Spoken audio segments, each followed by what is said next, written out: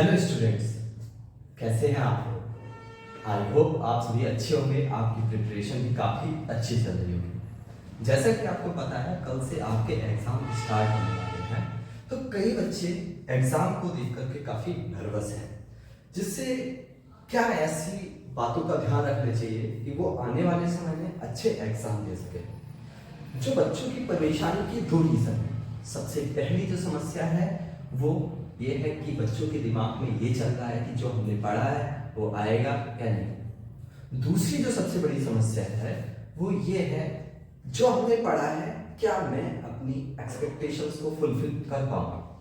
तो यहाँ इन समस्याओं से रिलेटेड हम समाधान देखेंगे और इसके साथ साथ हम जानने की कोशिश करेंगे किन बातों का ध्यान रखें जिससे कि हमारे एग्जाम बहुत अच्छे जाए। तो सबसे पहले अब तो जो भी पढ़ाई हो चुकी है वो तो आपका हो चुका है, तो हम ज्यादा इन बात पर ध्यान नहीं रखेंगे क्या पढ़ना है क्या नहीं पढ़ना है, कैसे पढ़ना है क्या करना है, ये सारी चीजें पहले हो चुकी हैं।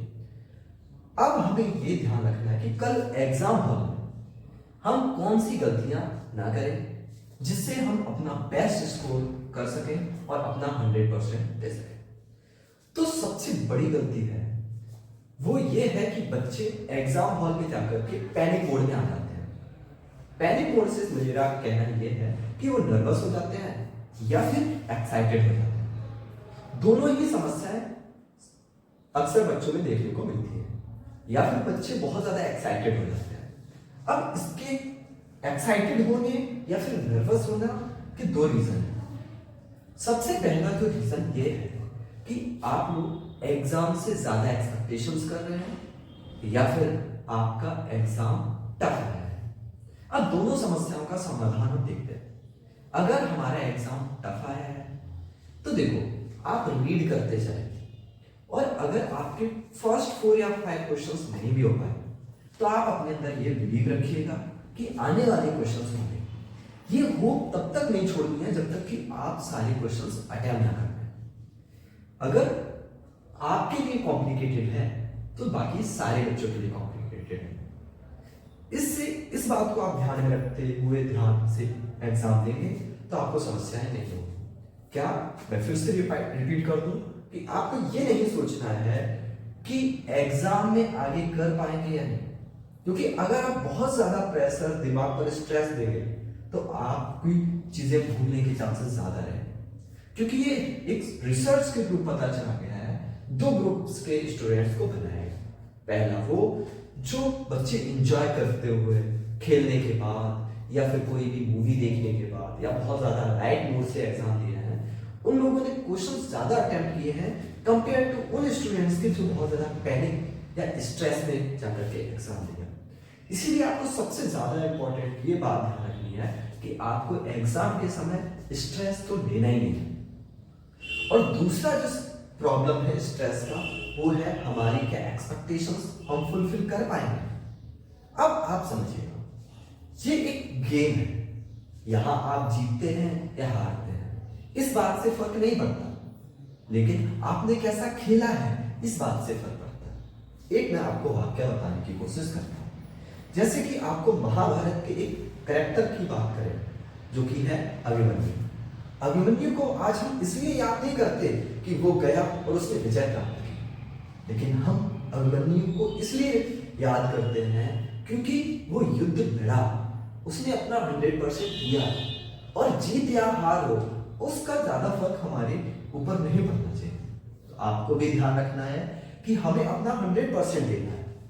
कितने भी मार्क्स आए इस बात का इंपॉर्टेंस नहीं है, इंपॉर्टेंट ये है कि आप लड़े, आप एक वॉरियर की तरह लड़े, आपने पढ़ाई अच्छे से की। जैसे कि हम लोग क्लास में ही सारी चीजें डिस्कस की हैं, हम लोगों ने एनसीईआरटी बुक्स कंप्लीट की, नोट्स कवर किए, फिर प्रीवियस ईयर क्वेश्चंस लगाए, सैंपल पेपर किया, और क्या ही किया जा सकता है, हमने सारी चीजें कंप्लीट की।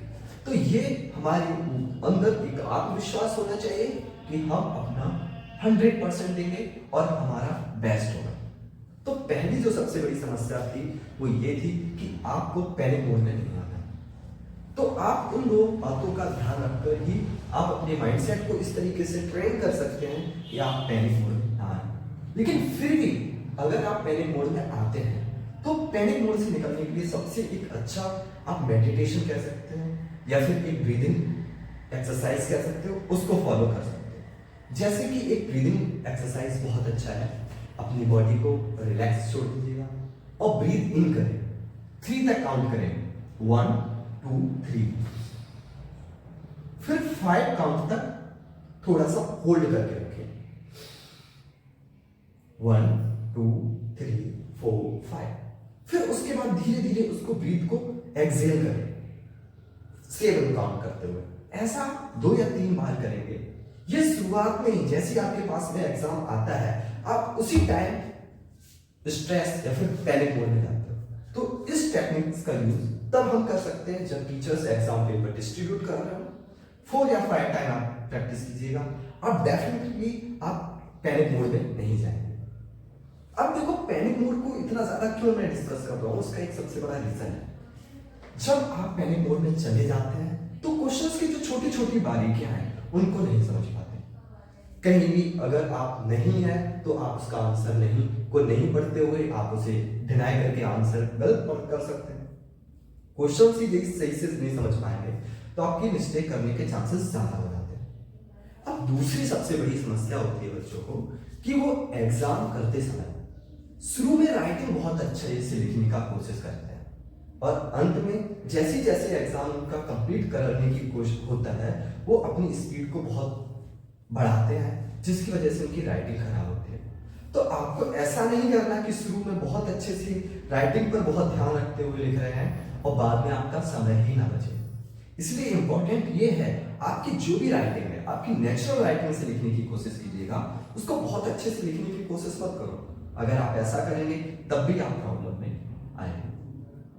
तो राइटिंग का ज्यादा ध्यान ना देते हुए कोशिश आपकी ये होनी चाहिए हमारी जो भी नेचुरल राइटिंग है उस राइटिंग से ही पूरी कॉपी लिखी जाए। ऐसा ना हो कि फर्स्ट के 2 या 3 पेज बहुत अच्छे से लिखे हैं और एंड में आपको लिखते लिखते आपका टाइम ओवर हो गया है, फिर आप क्वेश्चन ही ना कर पाए। इसलिए आपको नेचुरल राइटिंग से ही पूरा एग्जाम लिखना है।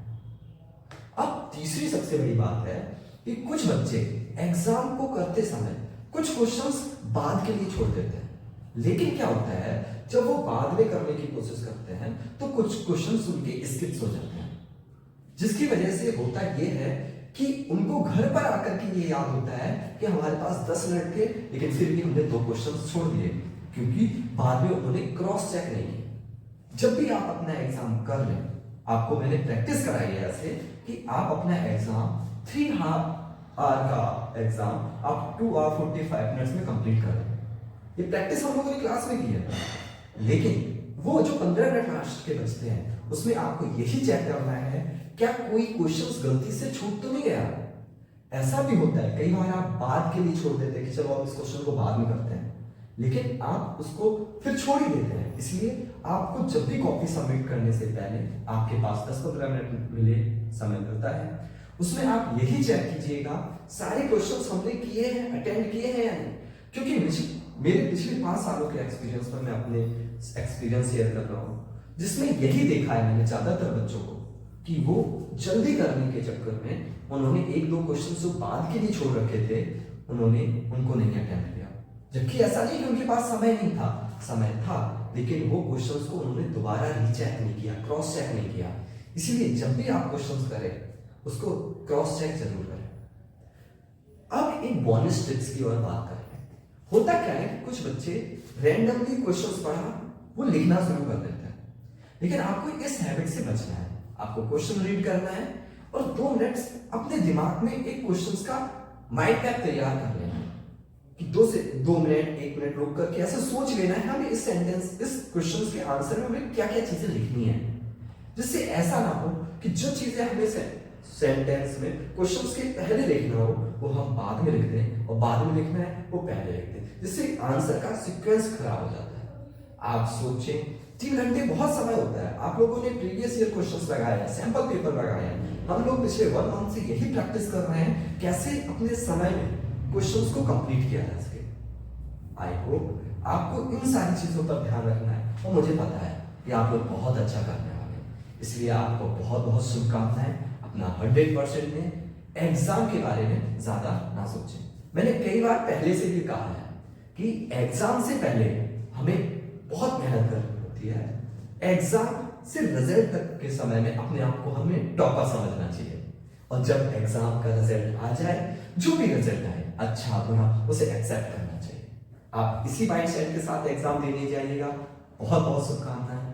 Thanks for joining. I hope ये वीडियो आपके लिए हेल्पफुल होगा।